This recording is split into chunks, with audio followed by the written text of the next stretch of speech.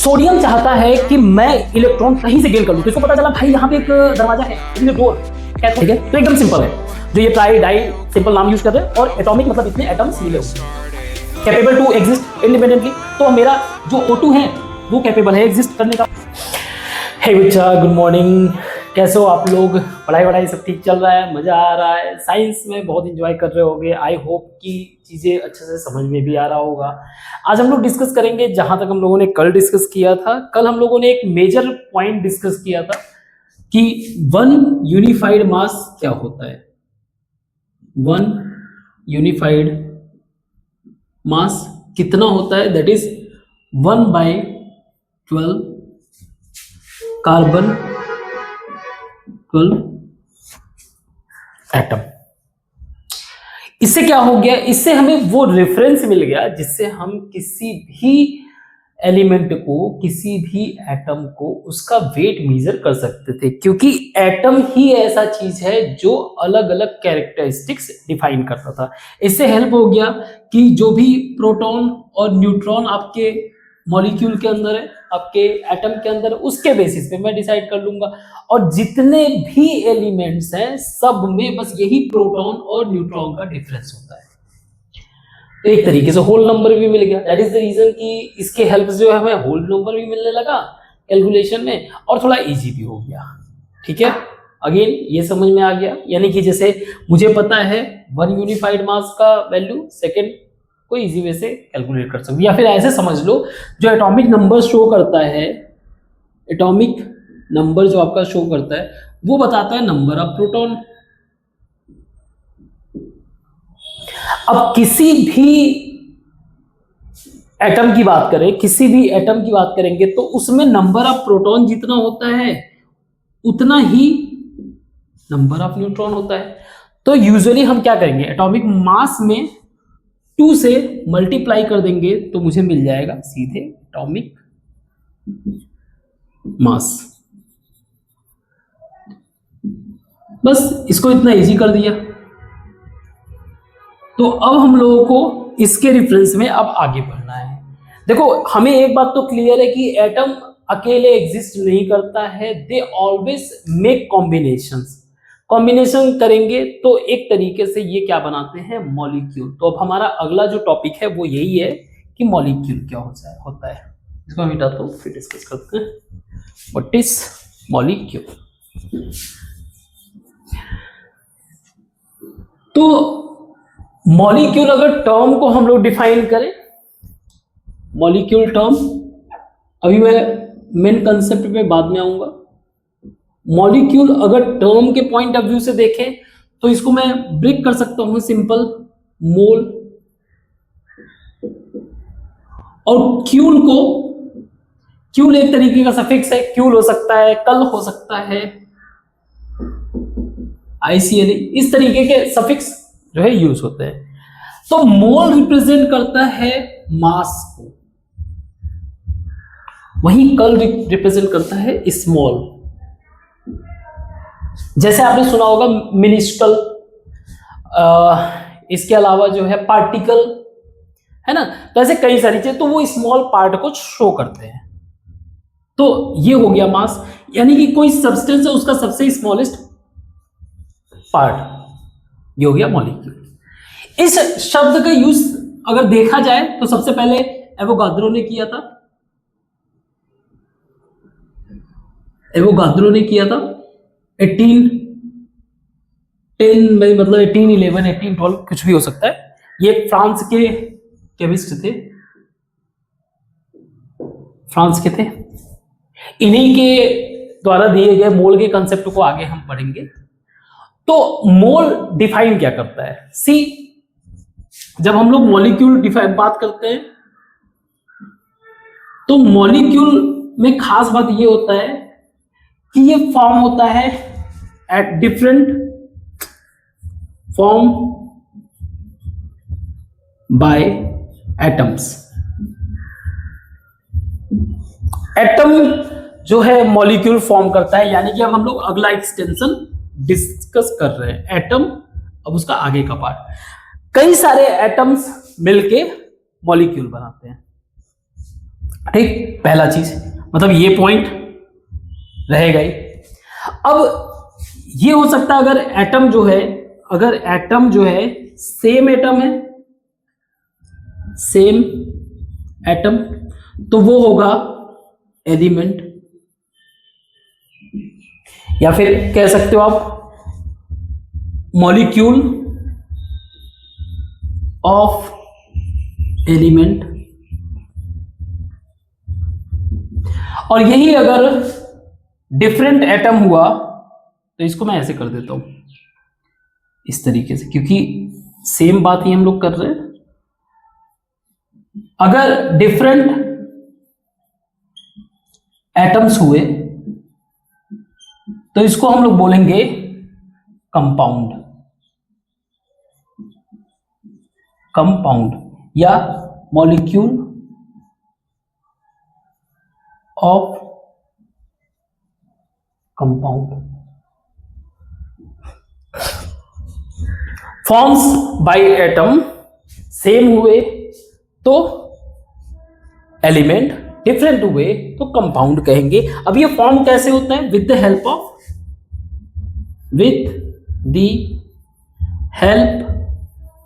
Of कुछ attractive force होगा, ये आप आगे के क्लासेस में देखोगे, अट्रैक्टिव फोर्स। अब ऐसे उनके बीच में कुछ अट्रैक्टिव फोर्स है कि वो कंबाइन कर रहे हैं, ठीक, ये दो बातें। तीसरा जो इंपॉर्टेंट बात है, तीसरा जो इंपॉर्टेंट बात है, कैपेबल, यानी कि मैं इनकी एक पार्ट हूं, capable to exist independently, अकेले एग्जिस्ट कर सकते हैं। अगर अकेले एग्जिस्ट नहीं करेंगे तो हम लोग उसको मॉलिक्यूल नहीं कहेंगे। सो कैपेबल टू एग्जिस्ट इंडिपेंडेंटली, ठीक है। एक और आप बात लिख सकते हो, ये शो करता है, show property same as substance. जैसे एग्जांपल के लिए, अगर मान लो मेरे पास वाटर है, ठीक है, तो वाटर का एक सर्टेन प्रॉपर्टी है, बहुत सारा पानी है तो वाटर का सर्टेन एक प्रॉपर्टी है, तो मैंने इसमें से इसका एक पार्टिकल पिक किया, यानी कि एक मॉलिक्यूल मैंने पिक किया, यानी H2O। इसकी प्रॉपर्टी और इसकी प्रॉपर्टी दोनों सेम होना चाहिए, तो show property same as substance चलेगा,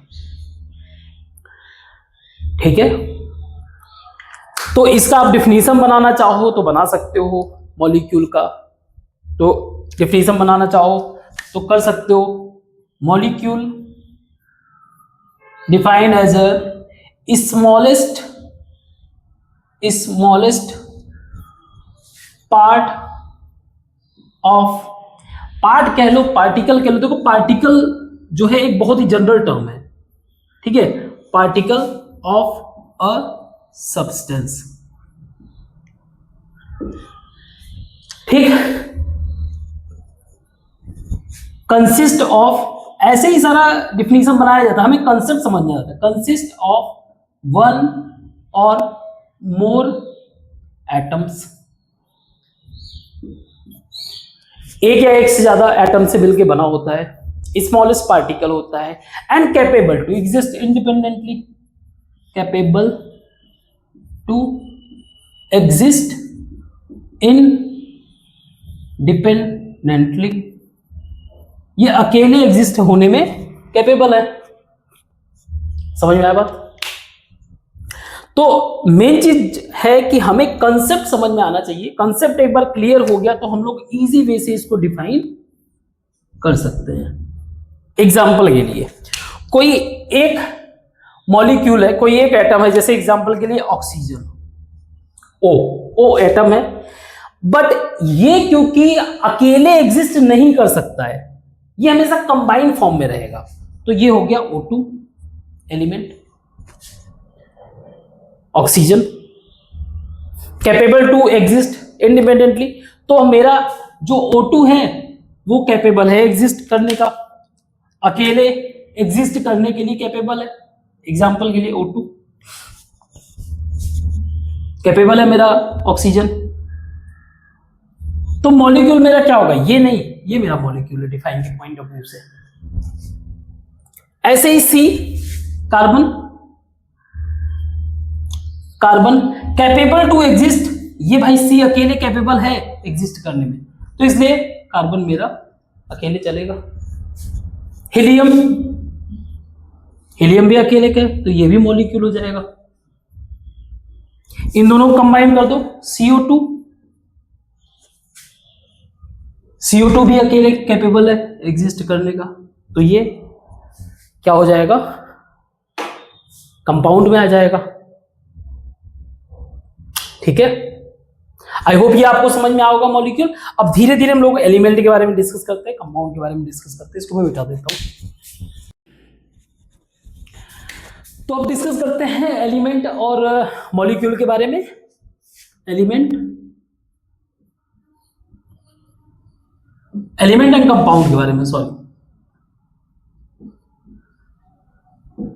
एलिमेंट एंड कंपाउंड, ये दो ऐसे टर्म्स हैं, basically it's a part of molecule.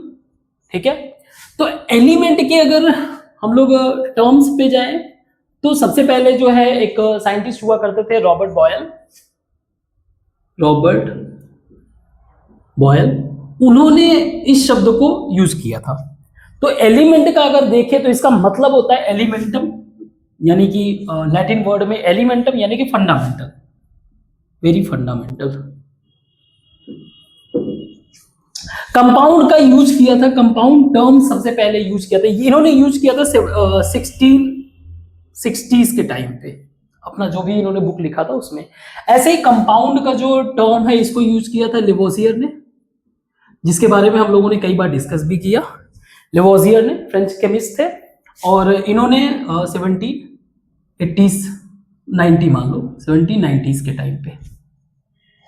Compound का मतलब com means together plus pound, pound उसका वो मीनिंग नहीं है, लैटिन में इसका मतलब प्लेस, रखना, पुट या प्लेस। ठीक है, एग्जैक्ट मैं ये वर्ड नहीं ले रहा हूं, इसका लैटिन वर्ड कुछ और होगा। कॉम मीन्स टुगेदर, जैसे जैसे एक तरीके से कम्युनिकेशन, और कॉम और कॉन इस तरीके के होते हैं, कॉम कनेक्ट, कॉन्फ्लुएंस, तो ये जो है पुटिंग टुगेदर, तो अलग अलग मॉलिक्यूल्स को। तो एलिमेंट का मतलब ये है, पहले हम लोग इसको डिस्कस करें फिर इसको डिस्कस करेंगे। सो एलिमेंट में क्या खास बात रहेगा, एलिमेंट का मतलब ये है कि एटम्स या similar atoms, similar atom form element. ठीक है, क्योंकि ये मॉलिक्यूल का पार्ट है तो capable to exist independently. Definition सारा वही रहेगा, बस जो मेन बात एलिमेंट को डिफरेंट बनाता है वो रहेगा आपका सिमिलर एटम। तो सिमिलर एटम की अगर बात करें, जैसे एग्जांपल के लिए हम लोगों ने काफी कुछ डिस्कस भी किया, जैसे एक बार फिर से लेते हैं हमारा एटम,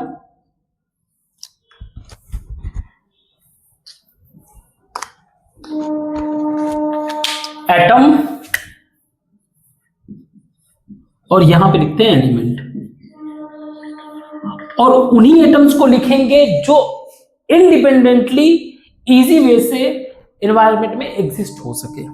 जैसे एग्जांपल के लिए सबसे पहले ले लेते हैं हीलियम को, तो हीलियम जो है अकेले एग्जिस्ट कर सकता है, तो ठीक है, तो यहां पे एटम एक ही है, एक एग्जिस्ट करता है, तो वही हमारा एलिमेंट है। ऑक्सीजन अकेले एग्जिस्ट नहीं करेगा, तो इसका एलिमेंट जो है क्या है, O2, दो ऑक्सीजन। इसी तरीके से ऑक्सीजन का और भी फॉर्म हो सकता है, O3, ये भी होता है, ओजोन होता है, खैर वो अलग से डिस्कस करेंगे आगे। कार्बन, कार्बन अकेले भी एग्जिस्ट करता है। फास्फोरस, फास्फोरस अकेले एग्जिस्ट नहीं करता है, ये कंबाइंड फॉर्म में तो एक P4 के फॉर्म में लेगा, मतलब 4 फास्फोरस एग्जिस्ट करेगा, ठीक है। इसी तरीके से सल्फर, ये भी कंबाइंड फॉर्म में रहता है तो S8 के फॉर्म में एग्जिस्ट करेगा। तो हम लोगों के डिफिनीशन के पॉइंट ऑफ व्यू से सिमिलर एटम होने चाहिए, सिमिलर एटम है, ठीक है, अलग अलग एलिमेंट के, कैपेबल टू एग्जिस्ट इंडिपेंडेंटली, ये भी ठीक है। तो ये कह क्या रहा है, एक कह ये रहा है कि अगर मान लो मेरे पास कई सारे ऑक्सीजन के मॉलिक्यूल्स हैं, उनमें से मैंने एक को पिक किया तो वो मेरा एलिमेंट हुआ, यानी कि क्या हुआ, स्मॉलेस्ट पार्टिकल। स्मॉलेस्ट, ये भी डेफिनेशन में आएगा, smallest particle of substance, substance का सबसे स्मॉलेस्ट पार्टिकल जो form of similar atom, shows similar properties as molecule या सब्सटेंस, जैसे कि सब्सटेंस है, सब्सटेंस की जैसे प्रॉपर्टी शो करना। अब इसमें कुछ खास बातें थी जिसको हमें डिफाइन करना था, जैसे अगर मेरा एलिमेंट के पास 2 एटम हैं तो उसको मैं क्या कहूंगा। ये क्या बता रहा है, ये बता रहा है एलिमेंटल मॉलिक्यूल या molecule of element, molecule of element, molecule of element. तो अगर आप देखोगे इसमें अलग अलग तरीके के O3 भी एग्जिस्ट करता है, सिंगल भी एग्जिस्ट करता है, कई सारे। तो जहां पर 2 एलिमेंट यानी कि 2 एटम एग्जिस्ट करे, इसको बोलेंगे हम diatomic molecule. A diatomic molecule consists of 2 similar atoms, जैसे O2, H2, हाइड्रोजन, ऐसे जो जो मिलता जाए आप कर सकते हो। इसी तरीके से अगर कोई मॉलिक्यूल के 3 सिमिलर एटम है तो उसको बोलेंगे ट्राई एटॉमिक मॉलिक्यूल, यानी कि 3 एटम। ऐसे ही 4 का टेट्रा एटॉमिक मॉलिक्यूल, ठीक है। तो एकदम सिंपल है, जो ये ट्राई डाई सिंपल नाम यूज कर रहे हैं, और एटॉमिक मतलब इतने एटम्स मिले हुए हैं। ऐसे मॉलिक्यूल्स को जब भी हम बोलेंगे डाई एटॉमिक मॉलिक्यूल्स, इसका मतलब ये कि उसके ही सेम एटम जो है 2 एग्जिस्ट करते इंडिपेंडेंटली, अदरवाइज सिंगल मिलेंगे ही। ये हो गया। अब एटम का अपने ही एटम के साथ मिलना, ये एक तरीके की प्रॉपर्टी है। मींस एन एटम combined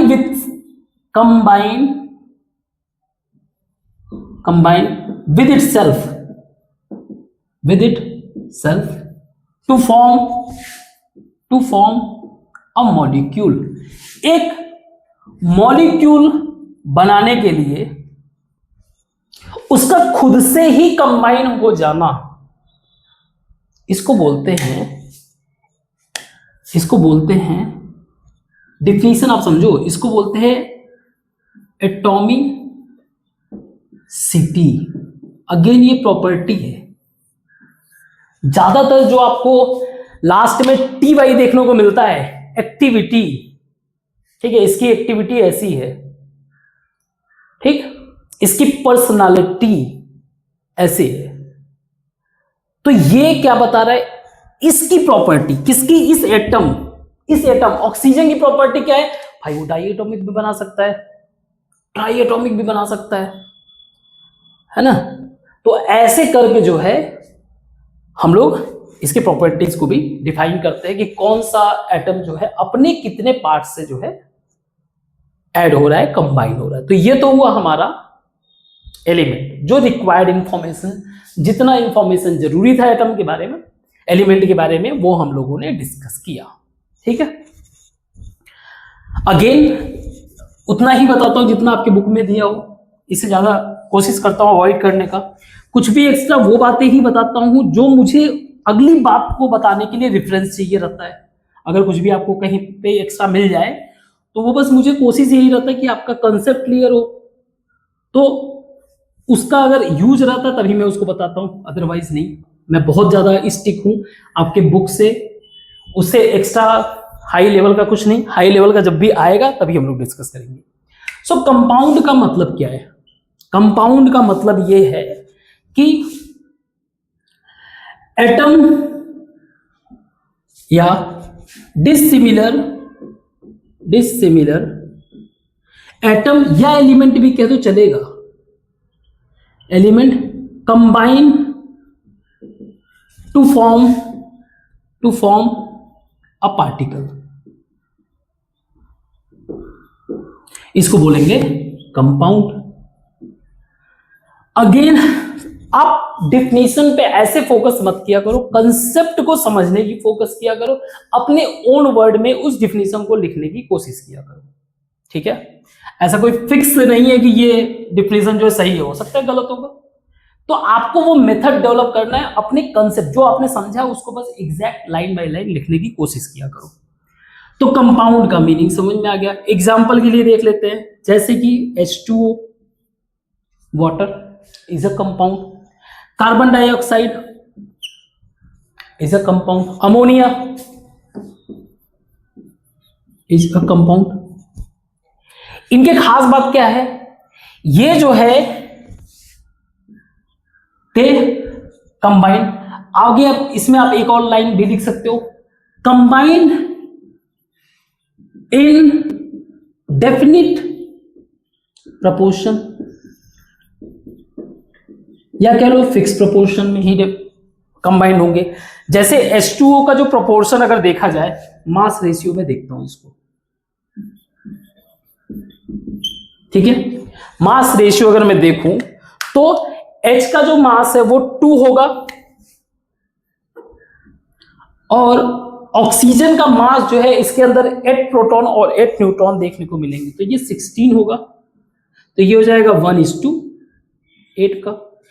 इसका कोई भी अगर चेंजिंग, जैसे एग्जांपल के लिए मेरा मन कर रहा है मैं ऐसा वाटर बनाऊं जिसमें एक ऑक्सीजन और ज्यादा हो, और मेरा हो सकता है ज्यादा अच्छा वाटर बनेगा, बट ऐसा नहीं है, ये हो जाता है hydrogen peroxide.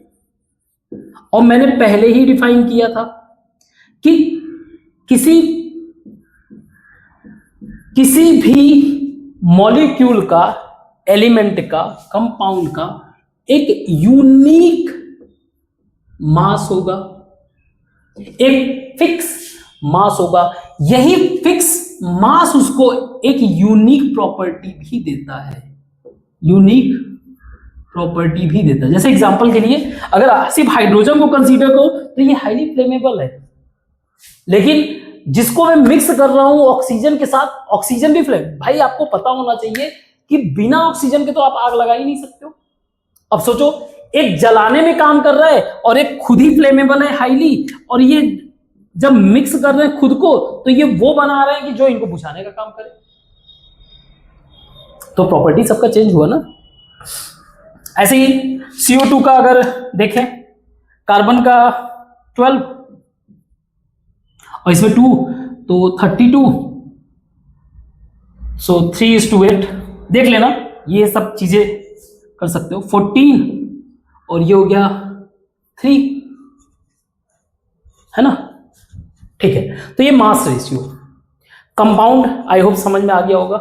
Fix ratio, definite proportion होना चाहिए, ठीक है, कंबाइंड हो गए स्मॉलेस्ट फॉर्म। और भी जो बातें लिखना चाहो आप लिख सकते हो कि इनका जो स्मॉलेस्ट पार्टिकल होगा will show same property as substance है। कहने का मतलब ये है, ये मेरा वाटर है, हो रहा है एक ही बात रिपीट, मुझे पता है, बट आप समझो ना, छोटी छोटी बातें हैं। मतलब अगर मुझे एक लाइन में अपने डिफिनीशन को खत्म करना है तो यहां तक हो गया। मुझे मन है अपनी कॉपी को भरना है तो इन सब बातों से भरो ना, फालतू की बातों से क्यों भरना है। ठीक है, इसको मैं मिटाता हूं। सो नेक्स्ट टॉपिक है हमारा आयन। What is ion. अब क्योंकि वो सब बातें मैं थोड़ा सा डिस्कस करूंगा जो आपके बुक में नहीं दिया है, ओनली बिकॉज कि आप इसको अच्छे से विजुलाइज कर सको। अदरवाइज आपको रटना पड़ेगा और वो मैं चाहता नहीं, क्योंकि आप मेरे स्टूडेंट हो, रटना वटना कुछ नहीं है। सो अब तक का अगर हम लोग एटम का एक अंडरस्टैंडिंग जो हमें पता चला है, जितनी बातें, उसके हिसाब से अगर थोड़ा सा डिटेल में अगर समझे तो एटम का स्ट्रक्चर कुछ ऐसा है कि ये मान लो हमारा एटम है। ठीक है, ड्राइंग बकवास है मेरा, तनिक एडजस्ट करो।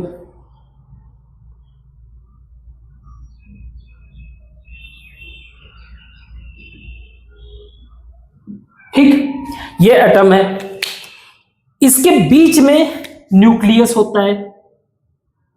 क्या होता है? न्यूक्लियस होता है।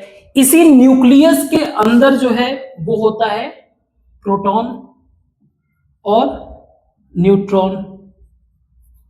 न्यूक्लियस के अंदर जो है प्रोटॉन होता है, न्यूट्रॉन होता है, और न्यूक्लियस के बाहर यानी ये सब जगह पे यहां होता है आपका इलेक्ट्रॉन। नाम तो सुना ही होगा। ठीक है, इलेक्ट्रॉन होता है। अब जितने भी एलिमेंट है कंपाउंड फॉर्म होते हैं इलेक्ट्रॉन के दो बात के कारण। या तो इलेक्ट्रॉन एक से अलग होकर दूसरे में चला गया ट्रांसफर के कारण, और या फिर इलेक्ट्रॉन शेयर के कारण। इलेक्ट्रॉन शेयर के कारण और इलेक्ट्रॉन ट्रांसफर के कारण ही किसी तरीके का कंपाउंड का फॉर्मेशन, कंपाउंड या फिर कंपाउंड कह लो, एलिमेंट कह लो, या मॉलिक्यूल कह लो, छोड़ो सीधे सीधे मॉलिक्यूल को।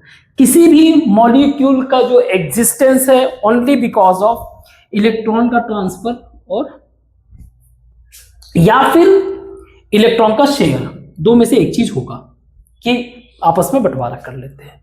तो फिर आयन का कंसेप्ट क्या है तो समझो।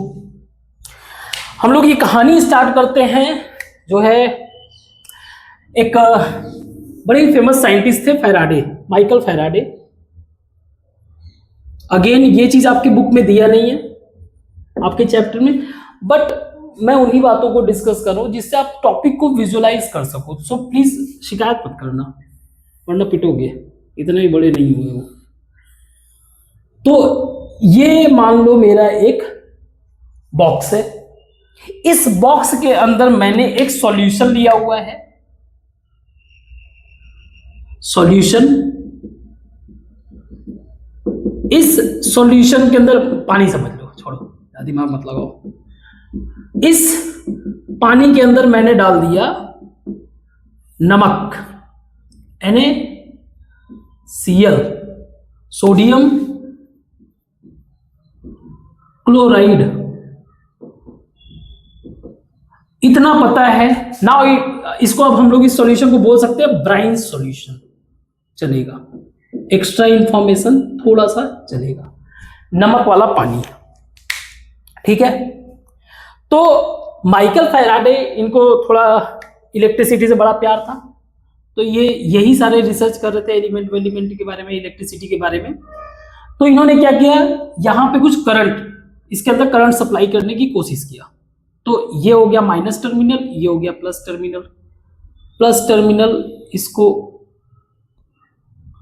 यहां पे जोड़ देते हैं, तो ताकि कोई किसी भी तरीके का इलेक्ट्रॉन खराब ना हो। तो यहां पे एक हम लगा दिए इलेक्ट्रोड। क्या लगा दिए? इलेक्ट्रोड। दूसरा, ताकि प्रॉपर वे से करंट सप्लाई हो सके, यहां पे लगाया एक दूसरा इलेक्ट्रोड, दो इलेक्ट्रोड लगा दिया। ठीक है, ओके। तो बात समझो, सबसे पहले मैंने इसका नाम इलेक्ट्रोड क्यों रखा। अगर आपको इतना पता होगा बेसिक बातें कि करंट का फ्लो जो है वो होता है प्लस से माइनस, करंट फ्लो, और माइनस से प्लस की तरफ होता है इलेक्ट्रॉन फ्लो। इलेक्ट्रॉन, इसको थोड़ा और कलर से कोई करते हैं, ग्रीन कलर से इलेक्ट्रॉन को। So this is electron flow, electron flow. इतना बेसिक बात तो मुझे पता है, ठीक है, मुझे मतलब तुमको सबको, ठीक है, मेरा जाने तो तुम लोगों को पता होना चाहिए, नहीं पता है तो कोई बात नहीं, अब पता चल गया। तो ये मेरा करंट फ्लो और इलेक्ट्रॉन फ्लो का डायरेक्शन है। तो सबसे पहले बेसिक अंडरस्टैंडिंग, इलेक्ट्रोड का मतलब क्या होता है। इलेक्ट्रोड, ये मैंने 10th वाले क्लास में एक्सप्लेन कर रखा है। इलेक्ट्रोड का मतलब electron plus ODE. ODE represent करता है मतलब पाथ, ये सब हम लोग लैटिन वाला शब्द यूज कर रहे हैं, ठीक है। इलेक्ट्रॉन का मतलब इलेक्ट्रॉन, ये तो हमें पता है। तो ये जो है ये बता रहे इलेक्ट्रॉन का पाथ। तो अगर आप सोच के देखो, यहां से अगर इलेक्ट्रॉन आएगा यहां से, तो यहीं पे आएगा ना सब, फिर इलेक्ट्रॉन यहां से फिर कोशिश करेगा ऐसे जाने का सपोज, फिर यहां से अलग से इसमें ऐड होके फिर आगे चला जाएगा। इतना तो बेसिक समझ में आ रहा है ना। तो एक तरीके से देखा जाए, आप कोई भी इमेजिन कर सकते हो, यहां से निकला इलेक्ट्रॉन यहां पे गया, तो मैं इसको मान लूं कि ये डाउन साइड होगा इलेक्ट्रॉन के लिए और ये अप साइड होगा। अरे ये मान सकता हूं ना, हाँ, नहीं भी कहोगे तो भी मानूंगा, ये तो मान ही सकता हूं डाउन साइड। तो डाउन को जो है लैटिन वर्ड में बोला जाता है कैथ। कैथ, ठीक है, क्या बोलते हैं, कैथ। अब को बोलते हैं एन। अब क्योंकि ये पाथ दिखा रहा है तो मैंने इसको लिख दिया एनोड, कैथोड, ठीक है। अब सुनो आगे, NaCl इसके अंदर है।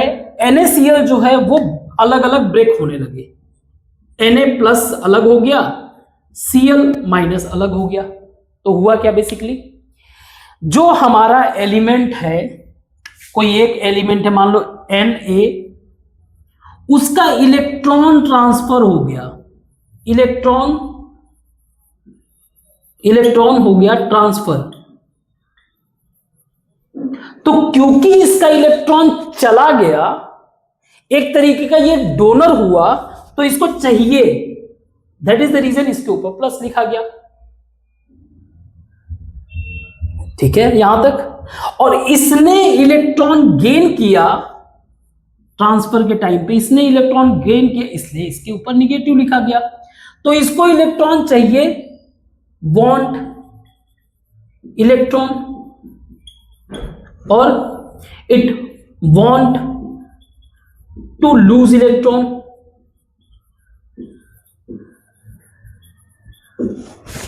ठीक है। अब सुनो, ध्यान से समझो अच्छे से। सोडियम चाहता है कि मैं इलेक्ट्रॉन को, सोडियम चाहता है, एक सेकंड जरा रुकना तो थोड़ा सा,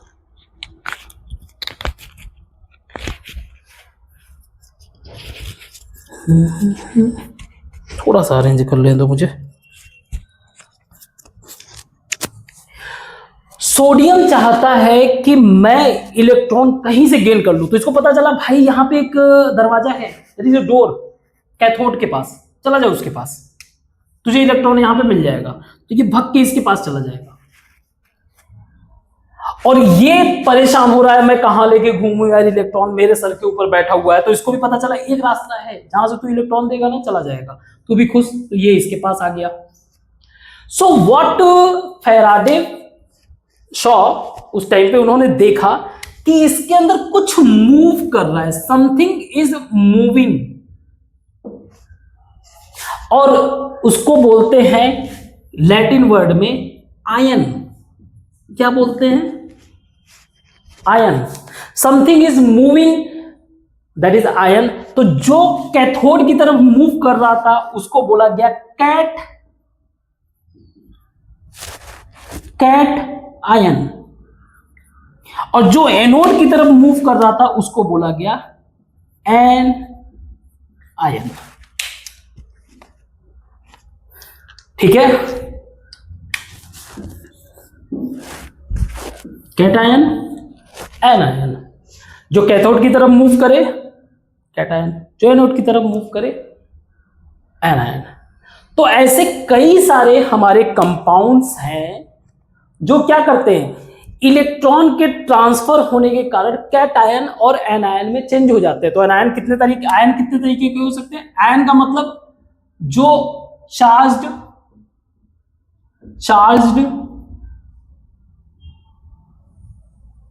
एटम, ये हमारा क्या होगा? आयन। तो वो हो सकता है प्लस में हो, माइनस में हो, नो इश्यू, क्योंकि वो मूव कर रहा है, दैट इज द रीजन उसका मैंने नाम रखा है आयन। किसने दिया था? माइकल फैराडे ने। कब दिया था? 1834 में। इतना सारा कुछ आपके लेवल पे नहीं लिखना है, लेकिन again that is the important point कि जो भी आप टॉपिक पढ़ो उसका क्लियर विजुअलाइजेशन होना चाहिए। अगर विजुअलाइजेशन नहीं हो रहा है, यहीं पे आप गिव अप कर देते हो। ठीक है, गिव अप नहीं करना है। सो कैटायन, एनायन, आई होप कि आपको कंसेप्ट समझ में आ गया। तो ऐसे कई सारे एलिमेंट्स हैं, जैसे एग्जांपल के लिए हाइड्रोजन को भी देख लें। अगर आप यहां पे HCl डाल दोगे, हाइड्रोक्लोरिक एसिड, तो ये H अलग हो जाएगा और Cl अलग हो जाएगा। तो ऐसे कई सारे एग्जांपल हैं। सो आयन समझ में आया? आयन देखो, जो हमारे एलिमेंट्स हैं ना, कुछ मेटलिक होते हैं, कुछ नॉन मेटलिक होते हैं, कुछ इन बिटवीन होते हैं, मेटोलाइट टाइप के। ये हम लोग आगे के क्लासेस में पढ़ते रहेंगे, धीरे धीरे अवेयर होंगे। जैसे अगर हम लोग पीरियोडिक टेबल देखें, तो पीरियोडिक टेबल में दिया हुआ है इधर की चीजें जो है आपको मेटलिक मिलेगा, जैसे जैसे आप इधर जाओगे वो नॉन मेटलिक होता जाएगा, जैसे जैसे आप नीचे जाओगे वो मेटलिक होता जाएगा।